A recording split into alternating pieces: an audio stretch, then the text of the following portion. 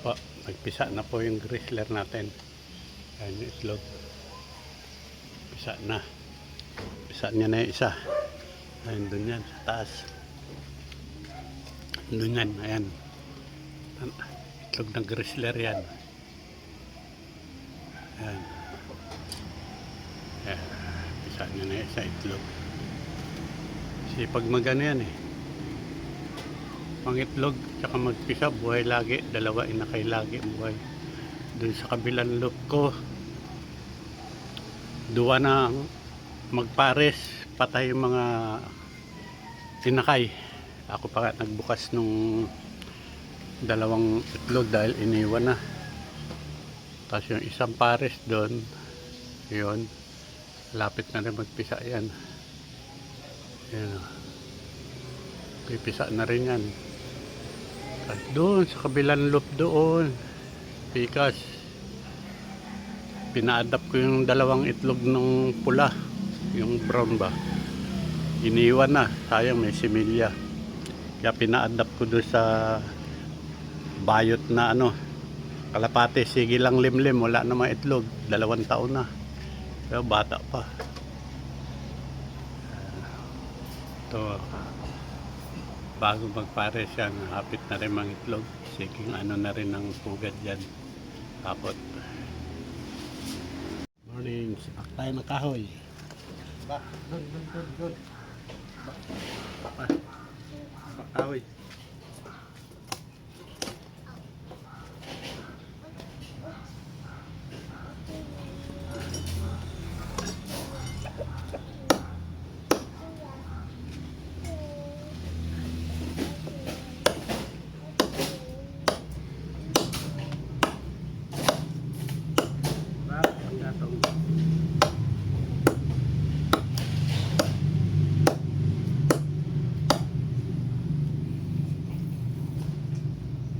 Doon ang tubig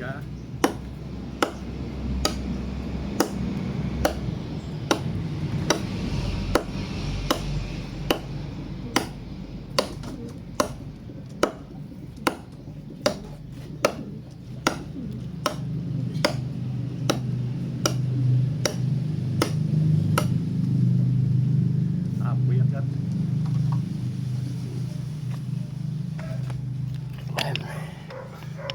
Manok ni Atong Ang. Yan.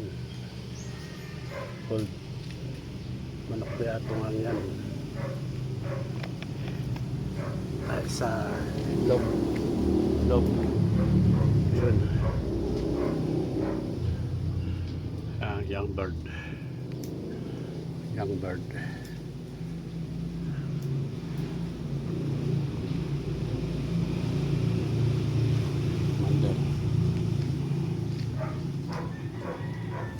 Pangkong, tapos bugoy, dula ng dumi. Ayaw dyan.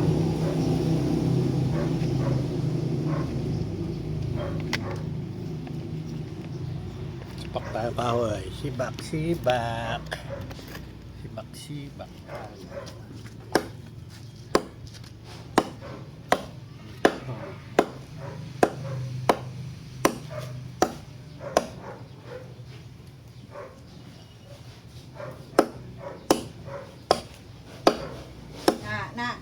Maligas na hawa diha.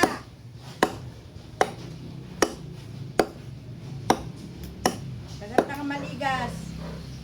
Dagat ka maligas. Malunggay na lang ang patuka. Ano tayong pampatuka? Malunggay na lang. Andyan din sa baba, malunggay. Sila malunggay. Dami pang patuka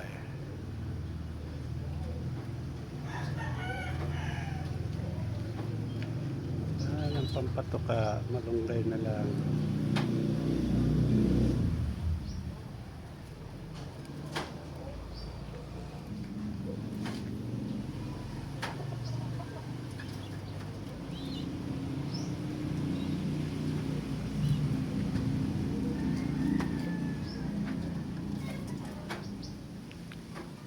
malunggay. Pampalusog. Papagatas kasi yung mga yan eh. May mga itlog kasi dun eh. Oh. May itlog dun sa pugad nila. Ayun dun oh. Ayan. May itlog. Kaya malunggay, papagatas sila. Ito ayaw kumain ng malunggay. Miselan. Oh. Buti pa dito sa taas eh. Nakain ng malunggay.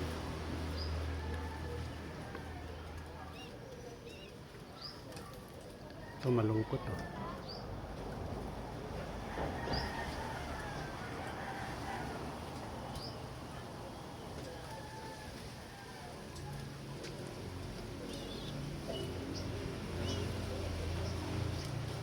Ang mga young bird yan. Apat na yan. Umiiyak pa eh. Ang bunso.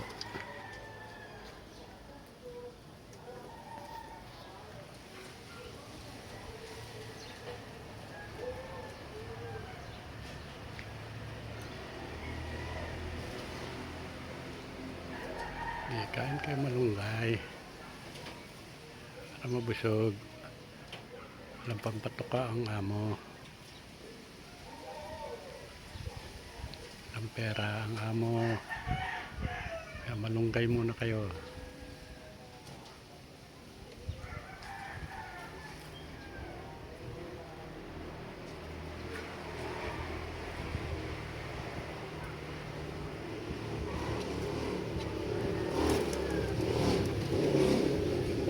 Tapos na sa buhay ito eh.